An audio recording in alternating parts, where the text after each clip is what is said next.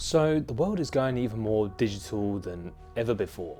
Governments own us more than they ever did before, and music is now being made inaccessible unless you give the platform your ID as verification. Times have changed, but the signs have always been there. But this is trickling into every walk of life. The Game Pass just had a fat update, which basically makes the thing redundant unless you buy the Ultimate tier. Now, a lot of people are rightfully angry about this because the affordability and worthiness just went straight out the window. I mean, the whole point of it was to ensure that gamers could play Microsoft exclusives on day one of release. Now, Microsoft has said that if you're a peasant, you can only play 50 games of their choosing, which, by the way, doesn't even include the Master Chief Collection, but it does include Halo 5.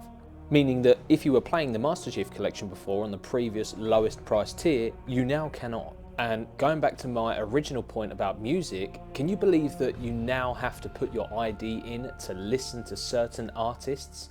You have to now prove your age to enjoy art. But at the same time, you can go to a concert of theirs at any age. I think there might be some concerts that might be age restricted. I'm not a huge concert goer, my fiance is, but I know you can be accompanied by an adult for some of these concerts if you are at a younger age, but I know that you can go there by choice and listen to their music and you don't have to show your ID. Oh, and by the way, you can go and buy a vinyl or a CD at a store at any age. The point of this video is to get you to understand that physical media is so important and we cannot let it die.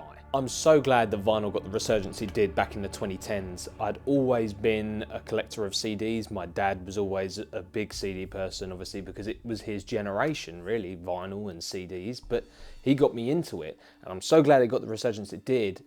But obviously some artists now take it too far, releasing incomplete versions on vinyl and labeling it as a collector's item, or releasing 20 different versions of the same album. But we now need a resurgence of all physical media. It's important to own all of your media physically. You do not have to give your ID to purchase it, well, yet. Hopefully that element does not age poorly. But most importantly, you can buy it no matter the age you are. And before anyone says, what about PEGI 16 or 18 games? I cannot buy those myself yet as I'm 13. Look, I'm not condoning this, but your parents can always buy it for you. And you still own the game physically. There is a flip side to this though, that obviously some developers are choosing to have a permanently online service, even for physical games, even for the campaign. Meaning your physical game is pointless unless you have Wi-Fi. Also meaning that even if you have a disc, you're subject to some of the digital ridicule to even play it. Maybe this video should be called I Wish We Could Travel Back in Time, because although my Xbox 360 copies of Halo 3 and Halo Reach are now unplayable on multiplayer, I can at least still play the campaigns for those games. I yearn for the good old days of Xbox Offline where even if you didn't have Xbox Live, even if you didn't have Xbox Silver, Xbox Gold, anything like that, you could still play online via bot lobbies. You can't do that if you don't have Wi-Fi anymore. Now, of course, there is the argument of, well, what if I buy the digital version of a game instead of subscribing to Game Pass? That is no better. EA and Ubisoft have proven time and time again that your content is not yours if it is digital, meaning that no matter how much time and cash you poured into a game, it's gone if they decide it's gone, which is where the whole Stop Killing Games initiative came from, which I proudly signed. Jumping now to films and TV, I've always had music and games physically, but now I'm starting to realise the importance of owning your film and TV physically. Netflix, Disney+, Amazon, Apple, they're all hugely convenient. They provide hours of content for a small price. But guess what? Those services are bloated with adverts unless you pay the sum. So if you wanted to go ad-free on those platforms, in total you're looking at nearly £46 a month on top of your other bills. A lot of younger people won't get this yet, and that's totally fine. That group of people I've only just left, by the way, because I've only just bought a house with my fiance.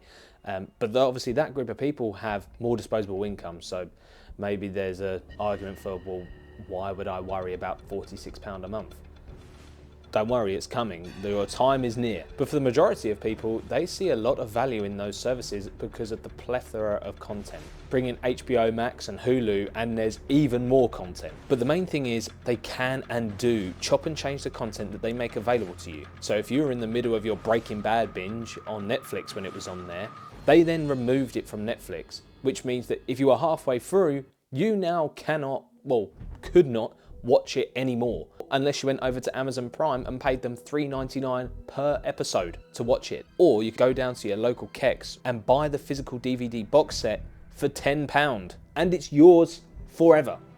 You can go downstairs, go to your bedroom, wherever you've got an Xbox with a physical disc drive, a DVD player, a Blu-ray player, whatever, you can put that disc into your device and watch it whenever you want. You can binge the series whenever you want. You don't have to rely on a service to have it online for you or have it in a place that you can conveniently go and click on and watch without it being taken away. And with books, it's the same thing. I've not been a huge book reader since I was a kid. My main books now consist of artwork books and comics, but I do own the ones that I have. You would not catch me using a Kindle, which comes with a 1 in 5 chance of losing all of your books for some reason because Amazon takes them away or deletes them from the storefront. Do not get me wrong, the flip side to all of this argument is that physical media can be very expensive. If you want the special edition of some vinyls, that can set you back upwards of £50.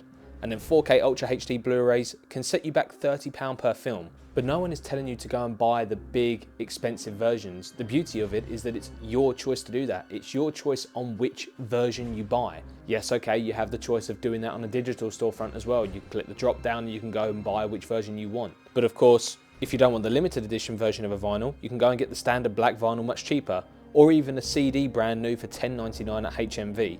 Again, there's the argument of, well, Apple Music is $10.99 a month. Yes, but if you decide you can't afford Apple Music this month because you're moving house or you're going to uni, if you get rid of it, those playlists and your music choices are gone forever until you pay again. Or unless you're a platform like Spotify, which allows you to keep all of your playlists, even if you don't pay the big expensive price and go free, you can still listen to your playlists.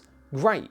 But then you're also listening to adverts every 2 seconds, like you're listening to KMFM on a weekday, Monday. At least with CDs, they are there to listen to whenever you want, with no ads, as long as you're not scrolling on your phone at the same time. I mean, you could go and get a portable CD player and listen to all of your music that way. Okay, that might be slightly obnoxious and not what anyone wants to do nowadays. But you have that option and you then own that music. So even if you do not buy a CD that month because you need to reprioritize your finances, all of the others that you have are still yours. Look, physical media is not for everyone. Some people do not like physical things piling up in cupboards, making a mess and all that kind of thing. I keep mine organised, but if I didn't manage to get my fiance into the whole thing of owning your media and having physical things, she would probably hate it too. But I would absolutely urge you to begin looking at owning as much physical media as you can before everything that you have subscribed to monthly since 2014 does a disappearing act. And if you do buy physical, sometimes it's best to go and buy second hand to keep the costs down. But if you do buy brand new,